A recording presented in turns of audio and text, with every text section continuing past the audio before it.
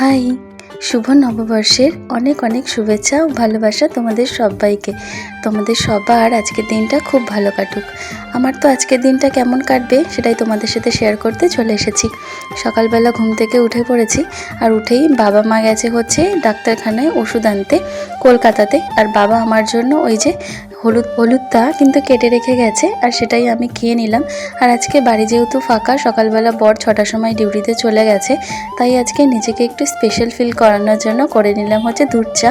গরমকালে সচরাচর আমি চা খাই না, কিন্তু আজকে খুব ইচ্ছে করলো একটুখানি দুধ চা খেতে। আর সকালবেলা আজকে মা ফোন করেছিল, মা আমাকে যেতে বলছিল বাড়িতে, কিন্তু বাড়িতে তো আমার রান্নাবান্না করতেই হবে, যেহেতু ও দুপুরবেলা খেতে আসবে আর বাবা মাও চলে আসবে। যদি বাবা মা চলে না আসতো তাহলে আমি ওকে বলতাম যে বাড়িতে চলে যেতে, তাহলে আমিও বাড়িতে চলে যেতাম। তার আর কোনো উপায় নেই, মাকে আমি নাই করে দিলাম। আর আজকে রান্না করব হচ্ছে সোয়াবিন আর শাক ভাজা, আরও যা যা রান্নাবান্না, কালকের অনেক রান্নাবান্নাই আজকে আছে, সেগুলোই গরম করে নেব। কালকে তো সব রান্না অত খাওয়াই হয়নি। আর আজকে বাবার মার জন্য কিন্তু ব্রাউন রাইসটা করব, আর আমাদের তো আগের দিনের ভাতই আছে, সেটাই জলে দিয়ে গরম করে নিলেই হয়ে যাবে। আর আগের দিন যে পাঁচমিশালি সবজির জন্য যে শাকটা এনেছিল, সেই ডাঁটাটা তো সবজিতে দেওয়া হয়েই গেছে, তার শাকটা রয়েছে। আর আমি এখন শাকটা কুচিতে বসলাম। এই শাকটা কিন্তু আমি অর্ধেকটা আজকে রান্না করব, আর অর্ধেকটা কিন্তু কুচিয়ে রাখবো হচ্ছে পরের দিন আবার রান্না করব। আমাদের বাড়িতে শাক খেতে কিন্তু সবাই ভালোবাসে।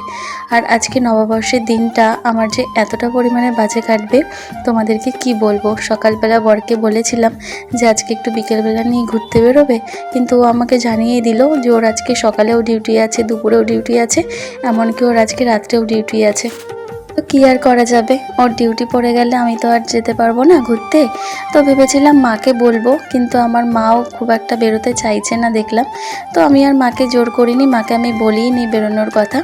তো তারপরে আমার শাশুড়ি মা গেছিলো হচ্ছে ঘুরতে কাকিমাদের সাথে, কালকে যে কাকিমারা এসেছিলো ওনাদের সাথেই। কিন্তু মা আমাকে যেতে বলেছিল, কিন্তু আমার আর গরমের মধ্যে যেতে ভালো লাগেনি, তাই আমি আর যাইনি। আর এই যে দেখো, এটা হচ্ছে আমার গোপু সোনার পয়লা বৈশাখের সাজ। আমার মা ওকে এই জামাটা দিয়েছে, এটা হচ্ছে মেয়েদের একটা জামা, আরও একটা জামা দিয়েছে। তো মা আমাকে রিকোয়েস্ট করেছিল আজকে ওকে এই জামাটাই পরাতে, তাই ওকে আমি এই জামাটা পরিয়ে দিয়েছি। ওকে কেমন লাগছে তোমরা কিন্তু কমেন্টে জানিও। আর আমার আজকে নববর্ষের দিনটা এইভাবেই কাটলো। ভিডিওটা ভালো লাগলে সাবস্ক্রাইব করো।